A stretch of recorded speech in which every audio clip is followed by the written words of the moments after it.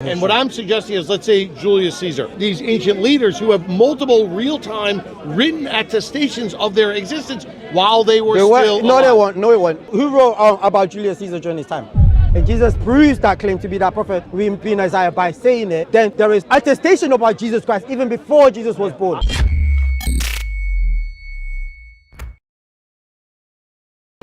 Was there a historical human being named Jesus? Probably. Yeah, not Yeshua. Probably. He's the most attested person in history.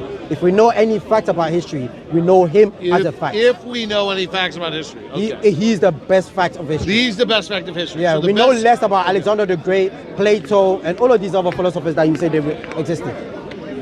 I didn't say they existed. What makes someone attested by fact?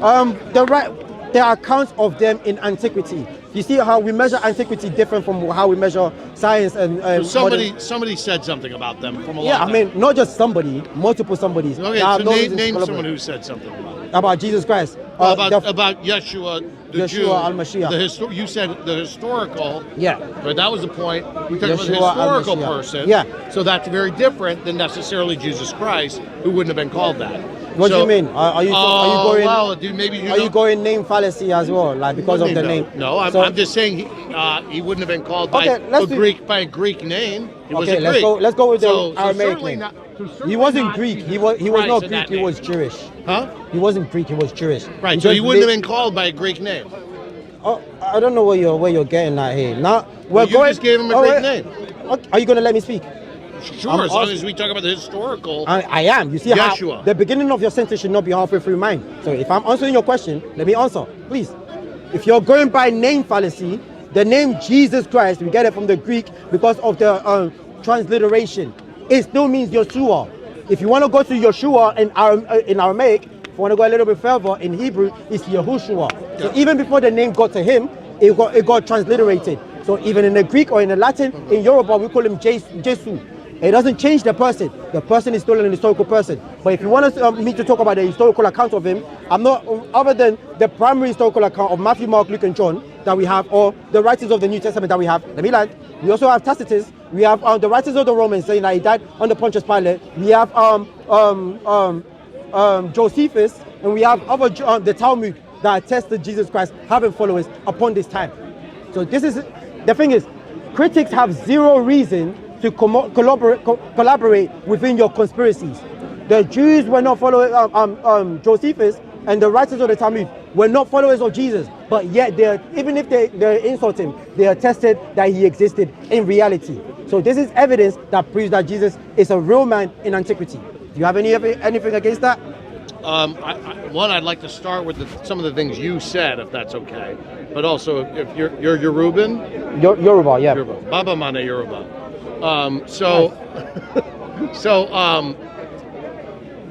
You said it was attested by certain people. People wrote about him. But you had said at the time, you said it would have been either, I think you said Aramaic, Yeshua. Yeshua, in Hebrew, Yahushua. So who's the first person to write down, attest to him, the name Yeshua or Yehoshua? The name, I mean...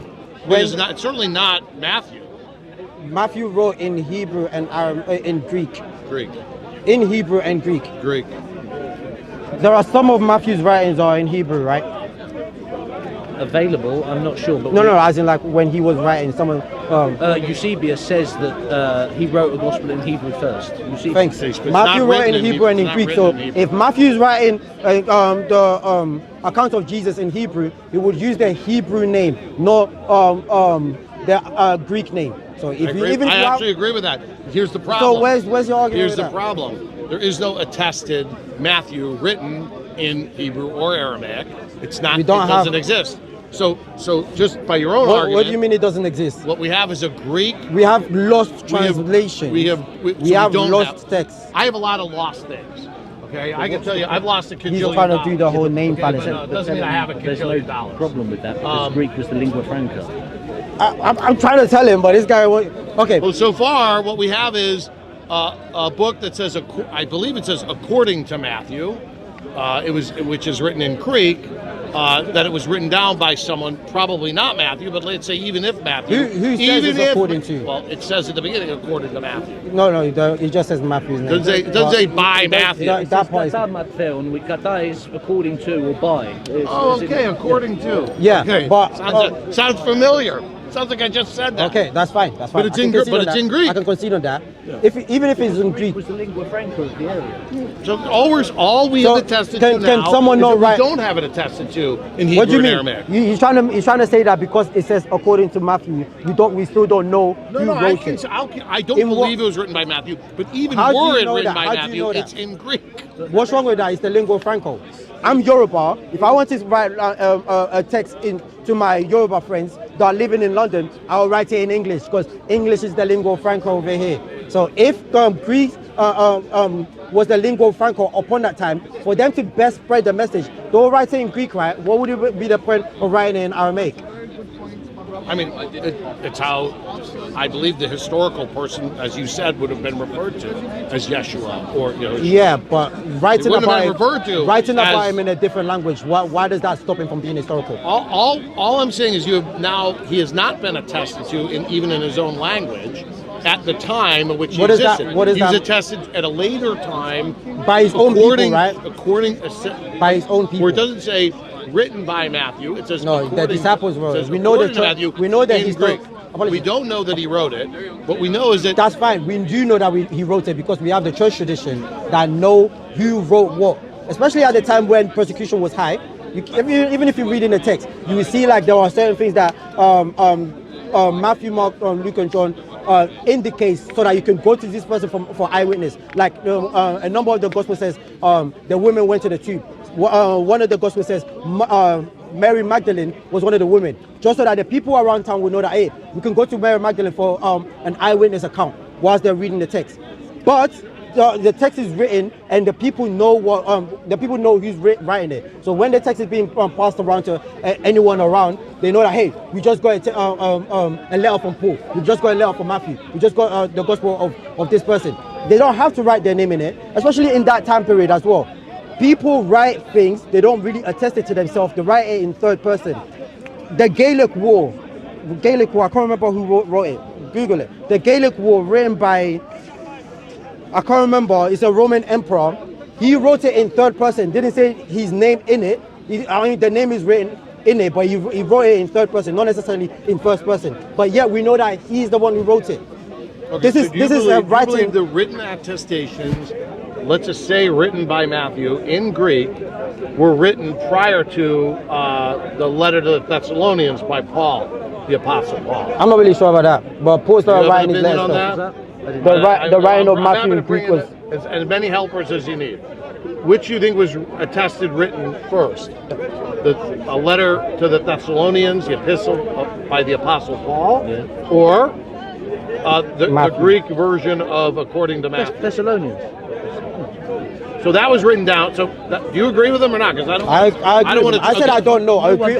No one disagrees with that. Okay, good. But the text was written in the first century. So the best attestation, evidence that has been presented so far, not by me, but by this fine gentleman, is the Gospel according to Matthew, written by Matthew in Greek. No, I would say that I didn't say that's the only evidence. I didn't say the only. I said the best one so far. The primary text, yeah. Right, primary text. Okay, but however, we just learned that the first written thing, or something earlier, I don't necessarily first, is a letter to the Thessalonians by the Apostle Paul. But do you know what the letter to the Thessalonians contains? I'm always happy to be educated, but what I am saying is that it was written by Paul. That's fine. Right? Okay. Now, other than, on the route to Damascus, if you believe such a thing, when would Paul have met this Greek name Jesus, Aramaic name Yeshua, Hebrew name Yehoshua? I mean, he didn't meet him personally, but he met him on the road to Damascus. But he was at the time when his followers started springing in worship rapidly. So he was he was there when Stephen was being stoned, and he was one of the Jews, the Pharisees that was killing Christians. So he was alive during the time period of Jesus. doesn't have to have met Yep. him, but on the road to Damascus he met him. Okay, so that makes good. the argument. Okay, so good. So now we've got established a few things. We've established that the written attestation, according to Matthew, in Greek, comes after. Okay, let me debunk this. Paul, Let me wait, debunk let me this, just okay. go through the Yeah. timeline you've admitted to. After the letter to the Thessalonians, okay, and that Paul, the first time he met the Greek name Jesus, the Aramaic name Yeshua, the Hebrew name Yehoshua, was on the road to Damascus. He didn't meet him before that, at which point was sometime after what is reported to be the crucifixion by the Romans, and therefore the first written attestation we've talked about so far is by someone who met you're saying- the ghost or the spirit. What's the hang up on the name? We're moved on from the name now because he conceded on that. I'm just You know. trying to get at So everything. okay, So the first written that's attestation. even fine. That's even fine. That's even fine. These are your words, by the way. The eyewitness accounts are going to be primary source because these are people that met Jesus. And from our conversation, we already attested that Paul was not necessarily an eyewitness account, but he, as you would put it, the ghost of Jesus. He met Jesus on the road to Damascus. Even if he wrote what's the book again that you said, Thessalonian. The letter to the Thessalonians. Yeah, Letter, I think even it's if, the first even if letter. you wrote that, 49er. even if you wrote that first off, he's writing in how the church, the people could conduct themselves. He's not writing an eyewitness account. So the primary source to know about Jesus is still Matthew, Mark, Luke, and Okay, John. great. So now we'll go back to the original claim.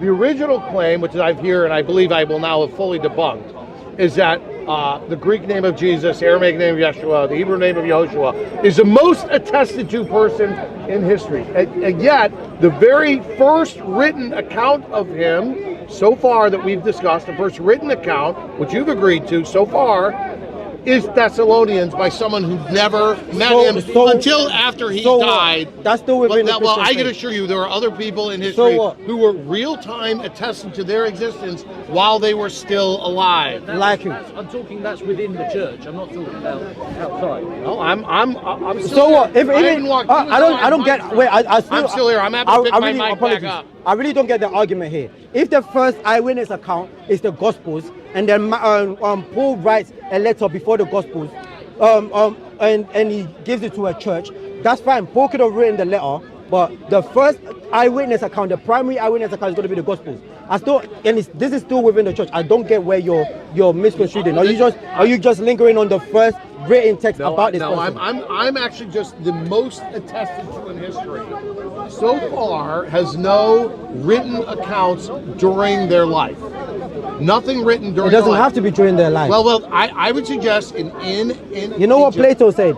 Plato said it is best to not write things. It's best to memorize. This was 300 years before. I didn't say if it was better. I know, but you're making it as if like writing an account of someone is the only way you can attest to them. We only know about Plato because of Aristotle.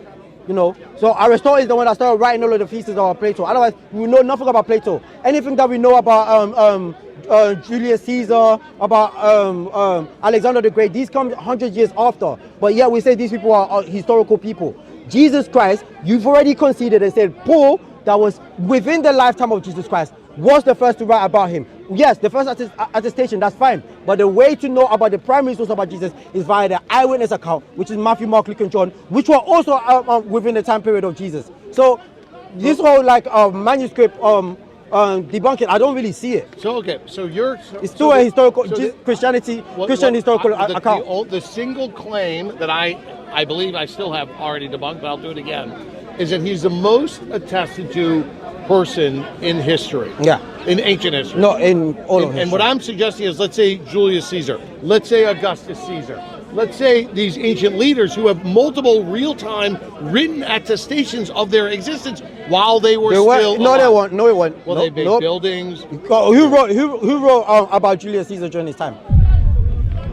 Well, during the time of Julius Caesar, he ruled. Who wrote about him? Because we're talking about attestation. Let me put it this way. Who wrote about Alexander the Great during his time? Alexander the Great was about 400 years So we get an you're account of it. suggesting that the Matthew, Mark, Luke, and John, and Paul. the buildings and the construction with the just sort of the name that it was built by them all these things would be written attestation of their existence to them. Some of Doesn't them, mean yeah. There's a book about them. Some of them, yeah. Some of the buildings made about this that's person. all I'm Some of suggesting. the I'm suggesting is that to suggest that the most attested to person in ancient history, Yeah. nothing written about them, denies the existence of ancient history where people were attested to them because they built stuff at the time. You see how written. let me And not that is devalidate very your argument. clearly- Let me not that is debunk very your clearly argument. More attested to than someone who was only Okay. attested to. Now- never. Let me once debunk during this their argument life. regarding his evidence that he's bringing. Okay, if you're saying the statues that were around the time of Julius Caesar attest to With him, his name on it. let me land, sir. I'm still speaking. If they attest to him in according to his time, we have Jesus's the eyewitness account. They were writing upon that time, and the truth that Jesus died, we still have it. We have the house of the Mother of God, which is we still have all of these historical accounts of where Jesus resided. We have. Where do you want to go with this? Let's go the one of accounts of Jesus. If you're looking for archaeological Yeshua findings. and Aramaic, I'm trying to give all Going back to names. the name. Yeah, because I want to give you a choice of all three names. No, I don't need to have a Well, choice of all three okay, names. All so- three names so are right. While he was alive, All three names are right. while he was alive, They someone who call wrote him something. Yeshua. or- While they wrote about him, they call him Jesus in the Greek. But before he was, No one wrote in Greek. apologies, before he was born, the name Jesus was Yahushua. So I don't get where your argument is going with this Who transliteration. attested to him when he was alive? His disciples in Greek. The disciples in Greek, or the Yeah. or the are you We're not talking about the first. We're talking about the disciples. Eyewitness account that. Well, you're like what's James. Huh? Like James or Yaakov would have been his. James wrote after. But James wrote about him as well. He's a cousin or a brother of Jesus.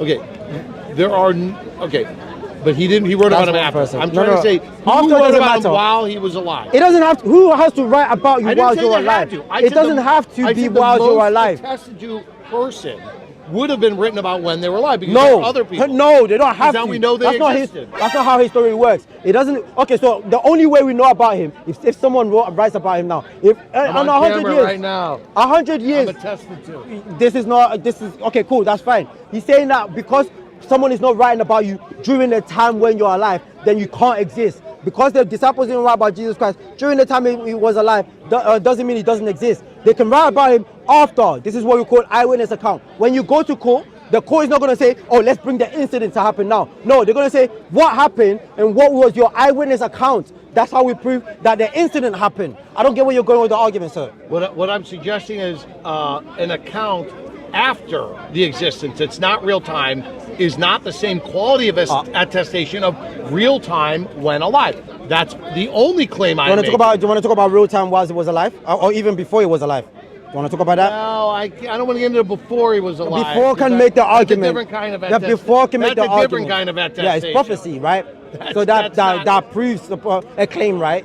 If the prophecy is the claim, and Jesus proves I and say, definitely am not gonna talk about if the prophecy is, oh, I am the prophet written about in Isaiah, and Jesus proves that claim to be that prophet written in Isaiah by saying it, then there is attestation about Jesus Christ even before Jesus was born. I will take it as a victory that the attestation of his existence You know, is a prophecy before his existence. I will take that as full proof that the attestation needs some support from prophecy from the book of Yeshaya in Hebrew. I believe you called it Isaiah.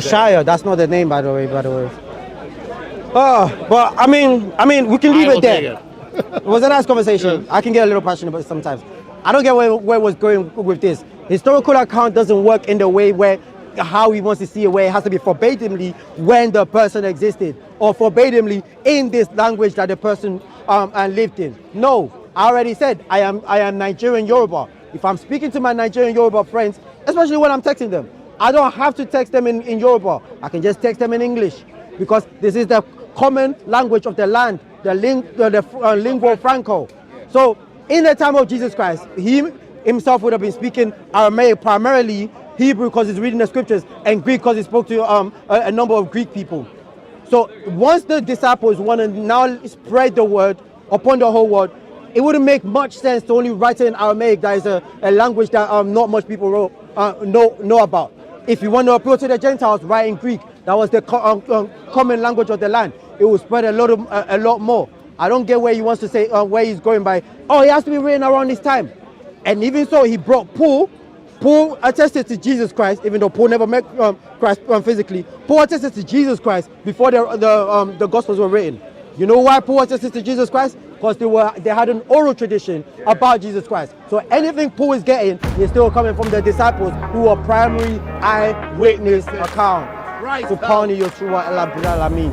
Glory be to the one true God. Amen. Oh, take that booty. Bless you.